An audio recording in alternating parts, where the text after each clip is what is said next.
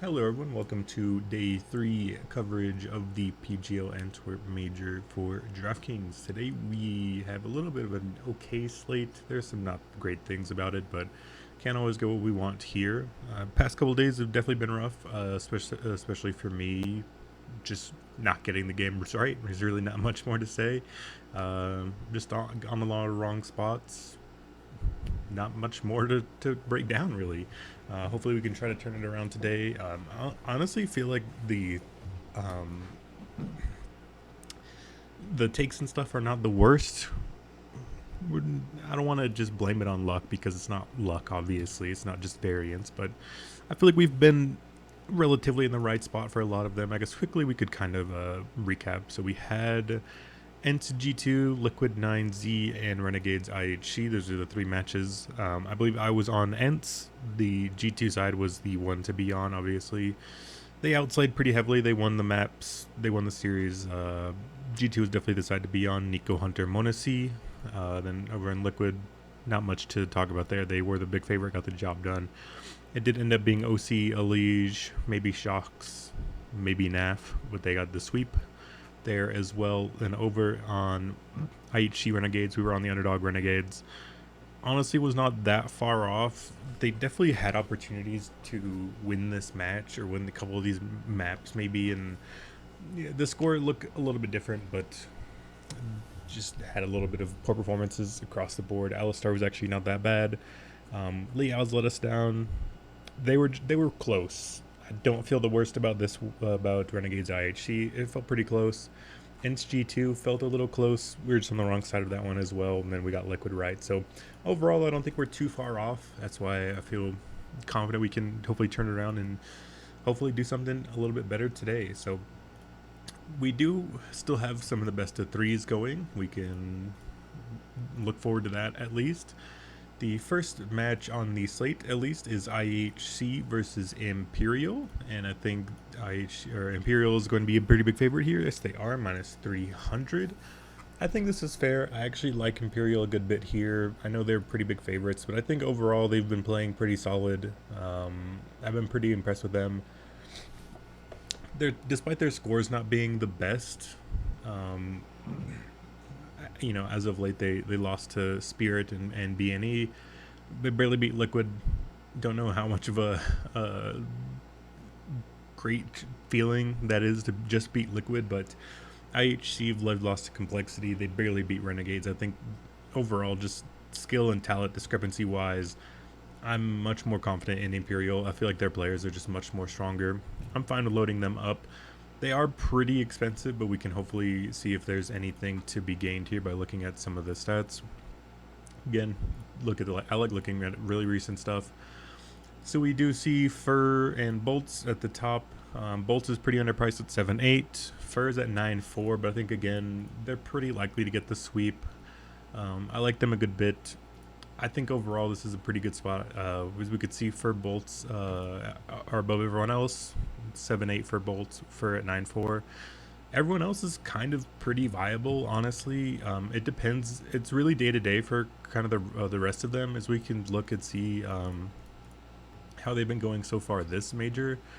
Nobody went positive in this loss. In their win, it was Fur and Bolts really heavily.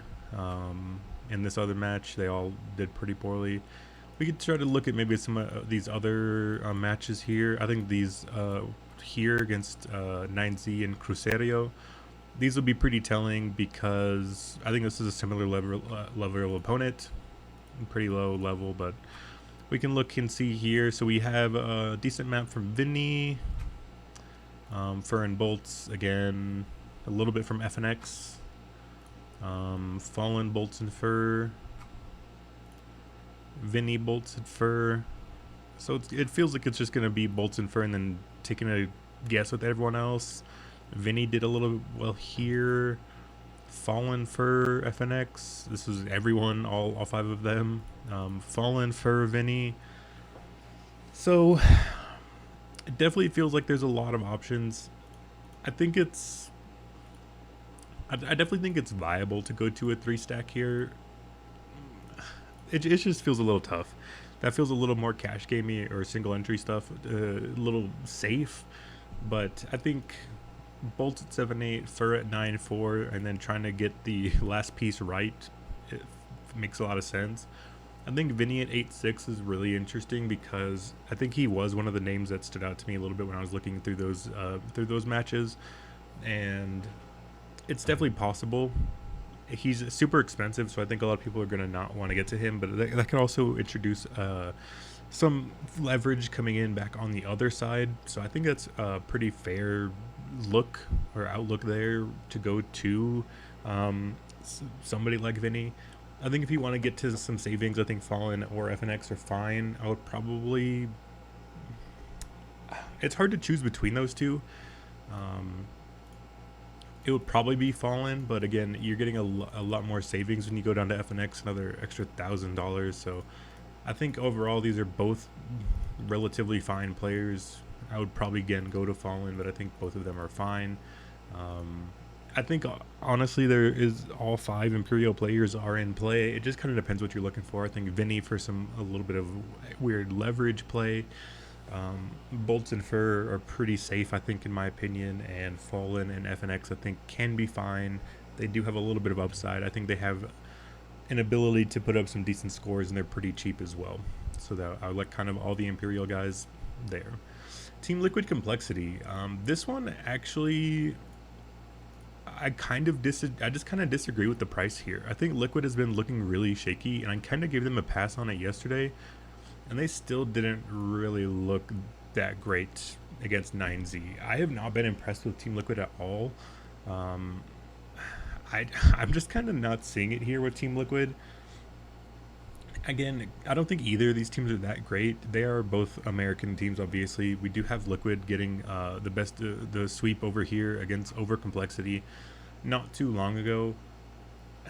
I it's just tough to get behind that price, really. I'm really not seeing that. I think this game's a lot closer than minus 300 plus 220. I just think this game's a lot closer. I think, realistically speaking, I feel like this is a Liquid minus 200 maybe. Like, they're slight favorites, but you wouldn't be shocked to see Complexity win this at all. I don't think. And we're getting a crazy price. I think Complexity is probably going to be the way I go. I think they're really cheap. Again, we've seen some pretty crazy price tags from them. Junior at 5.8, Grim at 6.6, maybe Floppy at 7.4. But I'm just not seeing why Team Liquid would be this big of a favorite here. I think regional matchup, they're both American teams. Liquid have been shaky. I feel like they're still getting a little bit of too much respect here. I think this is going to be a close match. I'm going to go with the team, or with the Complexity side. We look at the players. We know it's Grim, Junior, and Floppy are the main 3. So you're really just kind of splitting hairs, picking between them. Grim and Junior are cheaper, but we know it can be Floppy there as well. I like going to Grim and Junior, maybe a little bit of Floppy. We know it's going to be like, if Complexity win, we know it's going to be 3 of those 3, maybe 2 of those 3. We know it's most likely not going to be JT or Fang. They've been performing really, pretty poorly individually, so it's going to be Floppy, Grim, or Junior. I like Grim and Junior would probably be the 2 that I'd go to if I'm doing like a 2-2-2 build. I think there is a world where you can go to a Floppy, Grim, and Junior because of Complexity. There is a real chance that Complexity, I think, get a 2-0. And if they do win, I think, again, it is going to be through those 3 players, through Floppy, Grim, and Junior. We've seen the stats and their kill shares are really, really strong. Grim, Junior, Floppy, all 1.10-ish. JT and Fang are both really, really negative. So if Complexity win or if Complexity do well, it's going to be through those 3 players. I don't mind taking the chance for a 3-stack there. It is really risky. You're probably going to get really cheap ownership, but already I think that's a fair outlook, is you could go with a 3-stack of Imperial and a 3-stack of Complexity, because if Imperial are going to be pretty chalky and you go with, like, I don't know, Bolts Fur and somebody else, and then if you go like Bolts Fur Vinny and then bring it back, or go with Floppy Grim Jr., I think that's a pretty unique build. Again, it's not, doesn't feel the best, because I don't like, it feels kind of gross to 3-stack in when you have 4 matches like this, but I think it's a fair argument. I think it's a fair thing. I'll probably just try to limit it to 2, get to Grim and Junior and call it for there. Bringing it back on the Complexity, or on the Team Liquid side, I'm personally not going to be going there, but I might as well talk about it. I just think it's OC at 76, and then you pretty much just have to take your chances up there with Naf and Elige. Although we did see Shocks perform yesterday decently, he can make sense at 5,400. I think he's okay in like a cash game style build if you're trying to just build up with those big favorites, try to get some values in and that kind of stuff. I'm personally not that type of player. I think it's probably gonna, if I was gonna go Team Liquid, I would try to get OC, maybe Shocks for value, maybe Naf, or try to get up to Naf or Elige as a second Team Liquid man in with OC. He would be my number one prospect on that side. But again, I'm going on the complexity side. We're going to take our chances there.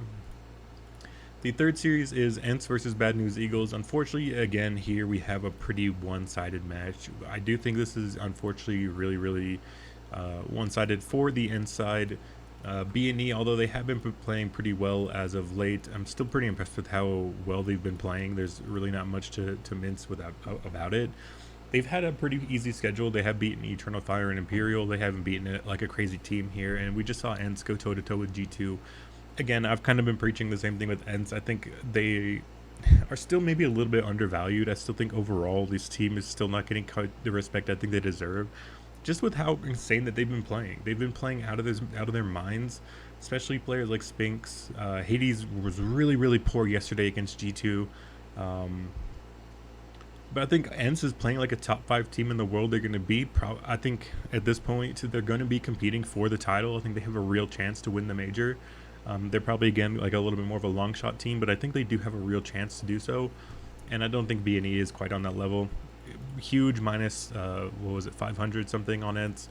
I think it's a fair price tag, but I'm still going to be playing the Ents players. They're just super pricey and really hard to get to. That's all it comes down to here for me. Spinks at 10k, Diha at 9.2, Hades and Madden at 8,000 and 7,200 respectively. I think they're definitely playable. It's just tough. You're gonna probably want to get some of them in, just because I do think they are really likely to win. We've seen some great crazy scores. Jeez, my apologies. A little bit of allergies right now, but like I was saying, we have seen some crazy scores coming in from these Ents guys, specifically in the matches here against 9Z and Outsiders, these best of ones. Spinks plus 14, he's absolutely been dominating. We had this one, Spinks, Diha, and Hades, and then over in this match, again, it was Spinks, Hades, or Spinks going crazy with Diha and Hades a little bit behind him. I think there is definitely, it's a tough build, but if you want to, I don't know how popular it'll be, because I don't think people are wanting to play $10,000 Spinks. But I think if you try to get him up to captain role, you're definitely going to be pretty unique. And I think overall he is the best player on the slate, and probably by a good margin. His numbers lately have been absolutely crazy. And you guys hear me talk about this so often, of how day-to-day and how influential that matters when you're kind of feeling it and you have the right mental headspace and you're really feeling good about your play. I like writing that kind of thing, and I think Spinks has been absolutely on fire. I'm going to go back to him. He's going to be a priority for me in my lineups. If I can get him to a captain spot, I'd like to do so. Again, it's going to be a tough build if you try to aim for that, though. In terms of other people to go to, it's probably just Diha and Hades, although Hades did look really poor yesterday. I guess these numbers are going to look bad, because of how poorly he did yesterday. He got absolutely destroyed by G2 on a whole nother plane of existence. He was just that bad. He was the worst player in the whole match. Minus 29. They really need more from him. I don't think that kind of result is going to happen again. So I think I'd be fine going back to Diha at 9.2, Hades at 8. It's just really tough to pay that much for that many players. Even if you do like a 3-stack of complexity that I was alluding to earlier, I don't even know if you do that, you'll still be able to get to like a 3-stack of Ents. But it would probably be Spinks and then probably Hades, maybe some Diha. It's pretty close there between Diha and Hades, but I would probably go Spinks 1, Hades 2, Diha 3, Madden 4, and I don't know if I'd probably get to Snappy. On the other side with B&E, I'm just not seeing a real chance of upset here, so I'm just going to be avoiding them at the moment. The final match to talk about here is MIBR Eternal Fire. We have Eternal Fire minus 157, MIBR plus 120. I think this feels a little weird to me in terms of price. I honestly feel like MIBR is still getting a tiny bit disrespected. I don't want to get too crazy with this, but We see MIBR, they've played Outsiders, 9Z, and Astralis so far. All three matches have been close, despite all three of those opponents being wildly different skills levels. For Eternal Fire, they've lost to BNE, they smacked up Renegades, and they lost to Spirit. Overall, I just have not really seen that much from Eternal Fire that inspires confidence at this level. They beat up Renegades, and I think Renegades, obviously, they went out yesterday 0-3, looking like a really, really weak team compared to the rest of the field. I just don't see it here with Eternal Fire. I'm not quite understanding why they are the favorite. I do think this is a pretty eventful match. As we look at the players, they're gonna have some pretty strong numbers, especially from the Eternal Fire side. But I'm personally just kind of not seeing it. I feel like from what we've seen from these major matches, it's been pretty close. Obviously, MIBR barely lost to Outsiders, barely lost to Astralis, barely beat 9Z. Those are not that inspiring. I mean, obviously, getting close losses to really strong teams is fine, but barely beating 9Z kind of cancels that out. So it's close. I just feel like these odds could honestly be kind of flipped. I feel like MIBR, in my opinion, should be the slight favorite. I just don't know what's kind of inspiring people to keep like putting up Eternal Fire. I am kind of a believer in this team in a little bit, but I feel like it's kind of gone off the rails, so to speak. I'm not on that level of belief with them. I think overall, not too inspiring stuff I've seen from them. Only win is against Renegades, really bad team. I'm just not seeing it. I'm going to go with the MIBR side.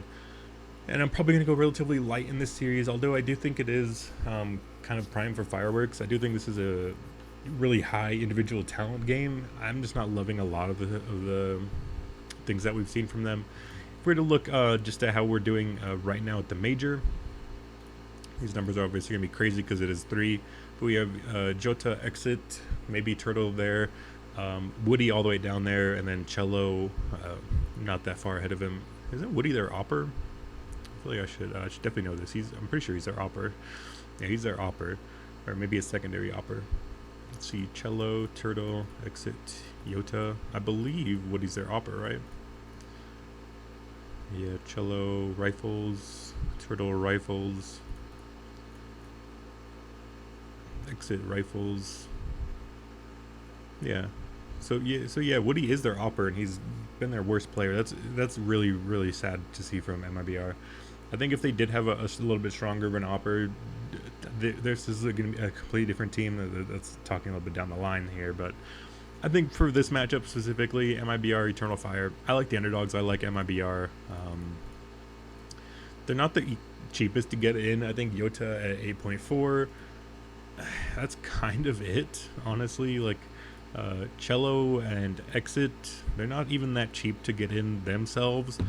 So this would definitely be one I'd probably avoid or try to leave out a little bit. I might have like a one-off of Jota, but I'm not seeing much really from either side. I do think Eternal Fire is a tad bit cheap, specifically like Woxic, Calyx, and Xcloud. I'm just not liking really either side. I do think MIBR wins this series, but at their price tags and stuff, I think this is going to be a close series, not a bunch of fantasy upside. I'm probably going pretty light on this one compared to the rest of the lineups. So that'll be it from me there. I think that'll be it for me for the day. Again, trying to keep these videos a little bit quick, so let me know if you guys want me to break down things a little bit more, talk about map picks or anything like that. Just let me know what you guys do want to hear, don't want to hear, whatever it may be. But that's the line, or that's the idea that I'm thinking. I'm like Imperial to win. I like the underdog win there in complexity, and then Ents the big favorite, and then bringing it back with MIBR there as well. That's weird. That's the second day in a row I've only picked the teams on the bottom. I'm not sure what that is, but